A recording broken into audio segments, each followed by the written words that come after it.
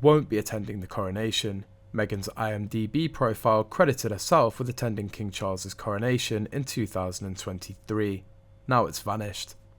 Rumour has it that there are concerns over privacy at the King's coronation if Harry and Meghan Markle show their faces. This comes after Harry blurted out that he'd killed 25 Taliban fighters during his time in the army.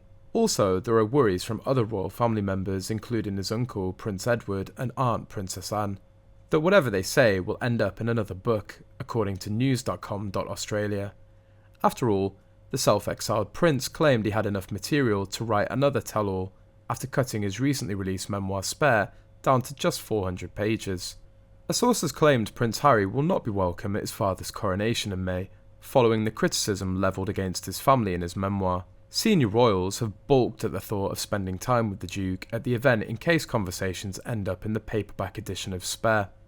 It's unclear whether King Charles III will invite his younger son to the coronation, or if Harry would accept. The Duke of Sussex launched an attempted charm offensive this week, appearing on US talkback shows mocking royal protocol to promote his memoir Spare. But he's dodged questions about whether he will attend this year's coronation. During the publicity blitz to promote his book, the Duke of Sussex told Tom Bradby that a lot can happen between now and then when asked if he'll go to see his father crowned in May. One source claimed this week the family expects Harry and Meghan to find a reason not to be there.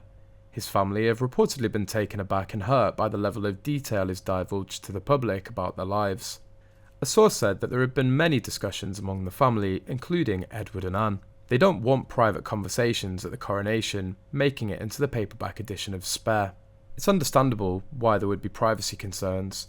After all, Harry spoke about his Taliban kill count and private conversations that were allegedly between him, his father, and his brother after his grandfather Prince Philip's funeral in 2021. This is why much of the family gave them a wide berth at the Queen's Platinum Jubilee, because they didn't want their conversations recorded and leaked. Harry was shocked when they were booed at the Jubilee. That was a new experience for him, and his ego can't take another one like it. No one trusts Harry and Meghan, that much is obvious.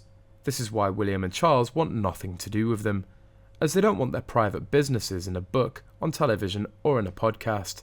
The Sandringham Christmas walkabout and Together at Christmas concert was a big right back at you for the Sussexes.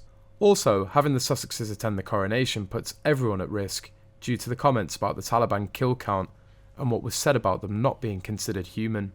Despite what these horrible people have done, they're human beings, they're not chess pieces.